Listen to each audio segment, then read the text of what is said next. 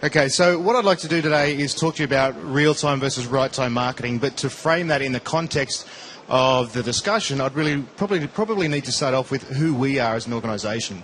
So you may have heard of Tibco. Tibco's $1 billion software organisation, and what Tibco does is essentially integration and connection of various systems, and we operate in a real-time environment. For example, when you go to a bank, you put your card into an ATM, there's a call that's made to the main bank, and comes back and says, hey, you've got enough money in your account to make this withdrawal. That's the type of thing that Tibco does. I'd just like to ask a quick show of hands. Is anybody here from a business side or from a technical side of their organisation?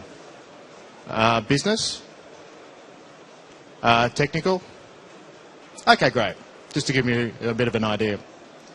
So as you can see, there's a number of stats there about Tibco. As I said, $1 billion organisation, lots of people around the world, lots of offices around the world, and obviously a number of clients around the world. As I said, we process a lot of data every single day. Loyalty Lab is a division within Tibco. What we actually do is we often run loyalty programs, hence the name, but we move more towards customer engagement. Now, when we talk to our clients and prospects, there's a number of things that makes our company and makes our product unique. I won't go through all of these in detail, but we've got some great facets to our product. It's designed for a marketer, so not designed for a technologist. You know, we're an enterprise class, so we have all the full might and support of all the Tibco product behind us. We integrate, as does Tibco, we integrate exceptionally well with everything. We've got fantastic tools. So analytics is one of those amazing tools that you have, and as you know, as a marketer, from a marketing perspective, you really need to understand who your customers are. And what it allows us to do is essentially what the topic is today. It's around right-time engagement. So what makes consumers loyal? We've done a fair bit of research about this, and these are the 6 key areas that consumers consistently say about keeping loyal to a particular brand. And you'll notice it's not about money, it's not about the redemption. It's all about the feeling. So the first one is having them feel valued, getting value from the participation in a particular loyalty program or participation or engagement with a particular brand. Efficiency of communications. So how you as a brand communicate to your consumers. Trust. It's obviously a very, very important one. Whether they trust the organisation that they're dealing with. Being consistent around how you communicate, whether the consumer would like to communicate via particular channels, the types of messaging, the type of construct that goes in that. And of course, being relevant. So don't communicate to me about red dresses. I'm not interested in red dresses, but communicate to me about something that I'm interested in. It could be sport, for example. And the last one, which is also very important, is all about the consumer. So giving them control of the relationship, to opt in, to opt out, how they'd like to be communicated to, and give them that feeling of control. So when's the right time to engage your consumers? Well, every brand's going to be different, but you need to actually work it out. We know from a lot of research, and you can see the figures here, it's very similar to an 80-20 rule. We've got between 55 and 70% of sales coming from around about 10 to 15% of their customer base. But we also know a really important fact that the brand that the consumer will think of first within a particular category will typically get 10 times the amount of spend from that consumer than the brand they think of second. Okay? If you think of coffee, do you think of Starbucks? First one that pops into your head. It's that type of scenario and that type of relationship that brands need to have today. So to put it in context, the consumers today are always on. And I can look around the room and see a few people on tablets, a few people on phones, etc. Everybody's connected. Everybody's connected all the time. So the other piece that I really wanted to bring in is a quote from our CEO and our founder, Vivek Reddive. It's actually the title of a book, which is called The 2-Second Advantage. I won't read the quote out in detail, but what he's talking about there is getting the right bit of information at the right time, okay? Because essentially as marketers, what you really want to do is put the right message to the right person at the right time. But to really do that, you really need to put it in context. Okay, so what do we mean by context? It's one or two of those little bits of information that really make a difference, that really close the gap. So again, we've done a lot of research, as I said before, with those 6 key areas around engagement, and some of the feedback from our qualitative research. This is a really good quote from one of the candidates we had there. An incentive to get me home. An incentive today would be an offer for a pizza on the way home. It would make my decision-making process easy for dinner. So what's the outtake of that? Anticipate when I'm ready. So understand who they are, where they are, what they're doing, anticipation. But on the other side of the coin, do consumers, or you as consumers, really want to know, really want an organisation to know all your personal details of what you've particularly bought and when you're buying it? So the other side of the coin is, firstly, anticipate, but secondly, don't be creepy. Don't be creepy about it.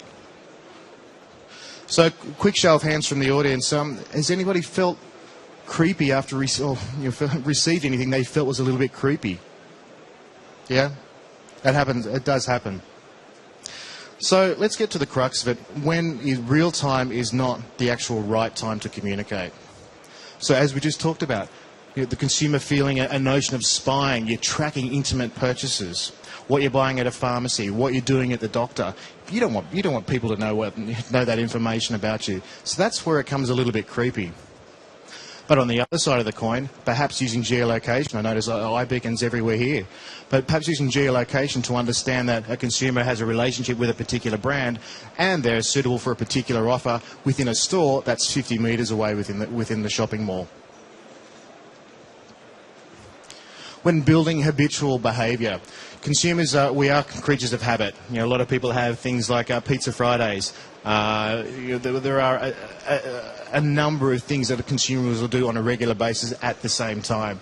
So should you put an offer out to somebody and communicate to somebody when they're about to do the thing that they're going to do all the time? Perhaps not. Perhaps not the most appropriate time. But on the other side of the coin, when they break that cycle. So when a customer doesn't do that, when they don't make that purchase, that's a more of an appropriate time to do that. So another audience question.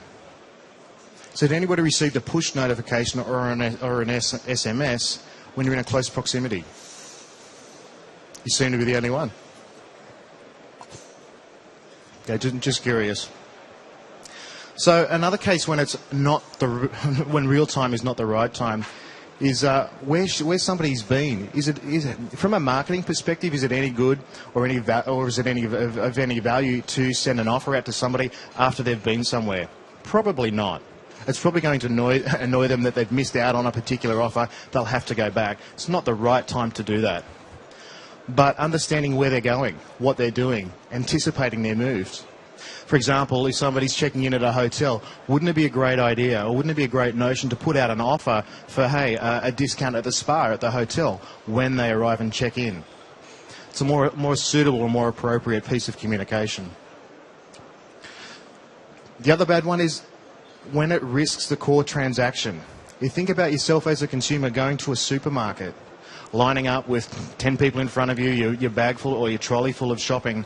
The last thing you want to receive is a communication to say, hey, there's 10% off dog food in aisle 3. You're going to lose your place in your line. It's probably going to give the consumer a very sour taste in their mouth and probably a little bit of annoyance that they didn't get that offer beforehand.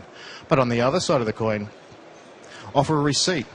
Offer on the receipt or an SMS after they've made the purchase. So don't risk the core transaction, but communicate to them in a more appropriate way and at the right time afterwards to drive back for repeat purchase.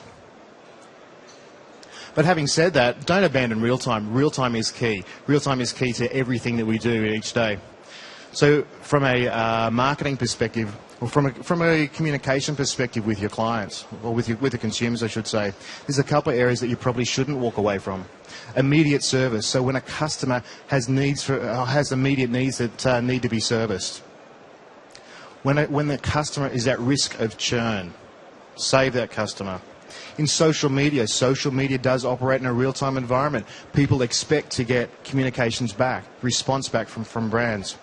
And lastly, in a gamification or game mechanics situation where people are asked to do certain tasks, perhaps take a photo with their friends at a particular place and earn some points, they should get an immediate response to that. So that's where real time is an actual appropriate time to do that. But we also need to take in what we call the 3 C's of context, channel, and characteristics. Context being those little bits of information that really add value, such as, what are they doing? Comparison shopping or actually shopping? Do you really understand that? What are they doing on social? The time of day. All those things add context to understand what the consumer is doing and therefore the way to communicate to them. Also the channel. How are they doing it? Are they doing it online, in store, social media, on premise, wherever those situations are, combining the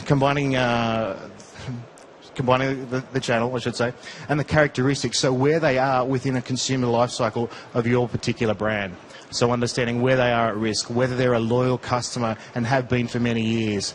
So putting all those 3 together, what it really does is understanding what happens from a data perspective. So if you look at all those different data points that actually occur, what we're actually looking for are patterns that we seek.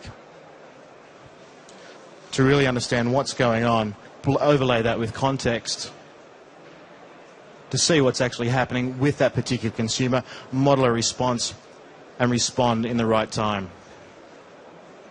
So I guess in closing, and I did get asked at the last minute to extend the presentation, but it was a quite short one in any case. We have a notion of what we call data at rest and data in motion. So data at rest being all the bits of information around demographic, around your personal details that don't regularly change. All those kind of things that sit in a particular database. But on top of that, we have the notion of data in motion, where you are, where you're checking in, how you're paying, what you're paying, where you're buying for. So it really is a combination of the two to really leverage the understanding that you have to make the best decisions of where and when to engage. So understanding that real time is fantastic, but not always the right time. Okay, any Q&A on that? Any questions?